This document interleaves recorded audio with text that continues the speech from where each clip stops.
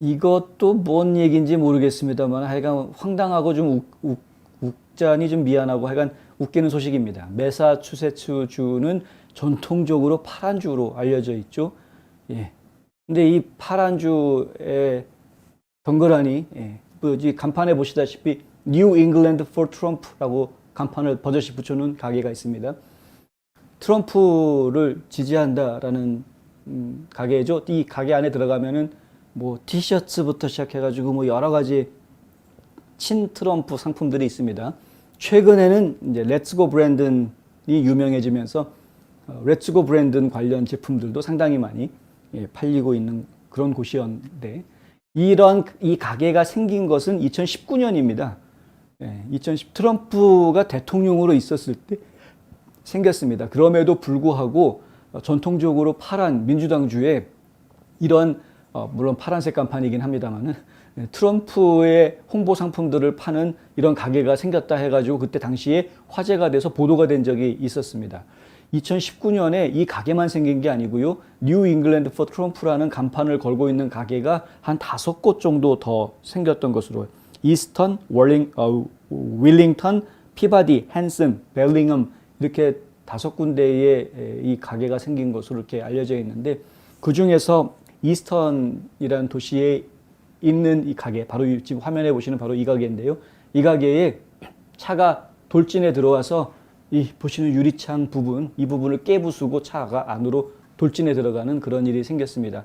알고 봤더니 반트럼퍼 운전자의 소행이다 이건데 일단은 영상으로 한번 보시겠습니다.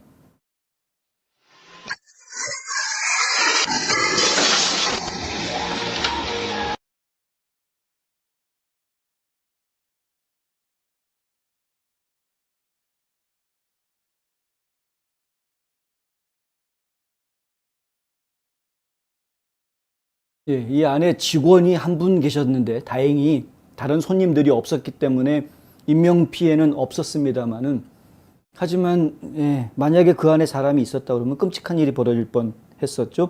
사고가 난 매장의 주인 키스 램버트라는 분이 이렇게 언론과 이야기를 했는데 엄마와 함께 그 자리에서 쇼핑하던 어린 소년이 있었다는 겁니다. 하지만 아무도 다치지 않아서 다행이다. 내가 할 수 있는 말은 그게 전부다. 라고 말하고 끊었다고 하는데 결국은 자칫 잘못하면 인명피해가 날 뻔한 일이었습니다. 제가 이걸 보도해드리는 진짜 이유는 이제부터인데요. 이 안에 쳐들어왔던 그 차에 범퍼를 보니까 이런 스티커들이 붙어 있었다 이거죠. 여러 가지 스티커가 붙어 있었는데 그 중에도 바로 이 스티커가 저희 눈에 띄었습니다. 그 스티커를 좀 확대해 보여드리면 이렇습니다. 트럼프 전 대통령의 얼굴 사진에다가 코수염 같은 걸 달았죠. 그러면 마치 이 사진이 아돌프 히틀러를 연상시키는 그런 얼굴로 변하게끔 그렇게 한 것이고 코수염 모양으로 붙여놓은 이것은 바코드입니다. 왜 바코드를 붙여놨는지 저는 솔직히 이해가 안 됩니다만은 어쨌든 이 사람이 그려놓은 그림은 이렇고요. 여기에 문장을 써놨습니다. Those who can make you believe absurdities. 그러니까 부조리함이죠. 부조리를 믿게 만들 수 있는 사람들, 그 사람들은 can make you commit atrocities. 그러니까 당신이 잔혹 행위를 저지르게 만들 수도 있다라는 이야기인데 이게 볼테르라는 사람이 했던 이야기라고 합니다. 볼테르가 이 말을 했던 것의 내용은 잘못을 저지르지 않기 위해서 상식의 범위 내에서 객관적인 시각을 지키려고 노력해야 된다. 그것이 중요하다. 이 얘기를 하기 위해서 이 말을 했다는 것인데요. 뭐냐 하면 뭔가 부조리한 것, 잘못된 것, 그런 것들을 갖다가 믿게 만드는, 그게 잘못인데 그게 사실인 것으로 믿게 만들 수 있는 사람들은 나중에 무슨 짓을 할지 모르는 위험한 사람이다. 그 사람을 맹신했다가는 그랬다가는 오히려 상식 밖의 잘못된 행동을 저지를 수도 있다. 이런 이야기를 지적한 것입니다. 실제로 그 말은 아돌프 히틀러한테는 100% 적용이 될 수 있는 이야기였던 것이 분명합니다. 그러니까 어떤 인종적 우월감 같은 것들을 이야기한 말도 안 되는 이야기를 했는데 그 말도 안 되는 이야기에 사람들은 열광을 했고 아돌프 히틀러가 하는 이야기는 무조건 다 믿는 그런 상황이 전개가 되면서 결국은 세계대전을 벌이고 끔찍한 정말 수백만 명의 목숨을 잃게 하는 상황으로 사람들을 이끌어 갔었죠. 근데 지금 트럼프를 놓고 그런 식으로 비유하는 이런 사진은 저희는 솔직히 좀 용납하기는 좀 어려운 상황이다. 원래 이 부조리라는 말, absurdity라는 말을 이야기했던 최초의 인물은 알베르 까미라고 이야기합니다. 실존주의자 까미를 이야기하는데 까미가 이야기하는 인간의 부조리에는 어떤 것들을 이야기하냐면 질투, 야심, 방종 뭐 이런 것들이 인간의 부조리다라고 이야기하고 있습니다. 그러니까 결국 무엇인가에 대해서 비상식적인 것이 사실이다라고 받아들이는 순간, 그 순간에 이제 우리의 지성이 무너지게 되는 것이죠. 생각하는 힘 자체가 무너지는 겁니다. 그렇게 되면은 그 생각하는 힘을 무너뜨린 사람이 이거다 그러면 절로 쏠리고 저거다 그러면 절로 이리저리 쏠리는 이러한 현상으로 이어지게 돼서 굉장히 위험한 사회가 다가오게 되는 것이다. 이런 것이죠. 여러분들 생각은 어떻습니까? 과연 트럼프가 히틀러처럼 우리의 지성을 무너뜨려서 부조리한 것을 사실이라고 믿게 만들어가지고 우리를 잘못된 방향으로 이끌어 나가는, 그리고 오히려 잔혹행위를 하게, 사람들을 학대하는 그런 잔혹행위를 하는 그런 지경으로 우리를 몰아가고 있는 사람으로 보이십니까? 그런데 이 스티커를 붙이고 있는 차를 운전했던 그 운전자가 저지른 행동, 이건 이제 잔혹행위죠. 이거야말로 멀쩡한 가게에 대낮에 그냥 뻥 하고서는 들어가서 자칫하면 사람을 다치게 할 수도 있는 폭행을 저지른 거였으니까. 근데 그 사람은 도대체 무엇 때문에 그런 잔혹행위, atrocity, 잔혹행위를 했느냐? 무엇에 빠져 있었을까요? 어떤 사람, 그러니까 좌파들은 트럼프가 부정선거가 있었다라고 주장하는 부분이 부조리를 현실로 믿게 하려는 잘못된 것이다 라고 주장합니다. 그리고 우파들은 지금 말도 안 되는 그 기후변화를 갖다가 그게 사실인 양 맹신하게 만드는 것이, 그것이 부조리라고 이야기합니다. 여러분들이 보시기에는 어떤 게 부조리고 어떤 게 사실입니까? 부조리한 것을 사실로 잘못 알게 되면, 그러니까 부조리라는 이야기는 불합리하고 모순되고 어리석은 그런 것들을 이야기하는 것인데, 이 부조리한 것이 그게 엉터리가 아니라 그게 진짜 진실이야 라고 믿게 되는 순간 그 사람은 생각하는 힘을 잃어버린다라는 것인데, 우리가 지금 바라보는, 우리가 접하고 있는 이런 정보들 중에서 어떠한 것이 부조리한 것이고 어떠한 것이 진실이냐 하는 것을 분명하게 이해할 수 있어야 하겠다. 다시 한번 말씀드리는데요. 부정선거 문제와 관련해서 많은 분들이 오해를 하고 계시는데, 트럼프 대통령이 지금 당장 백악관에 복귀하겠다고 바이든 끌어내리고 체포하고 그리고 이제 딱 백악관에 다시 돌아가겠다, 이거 아닙니다.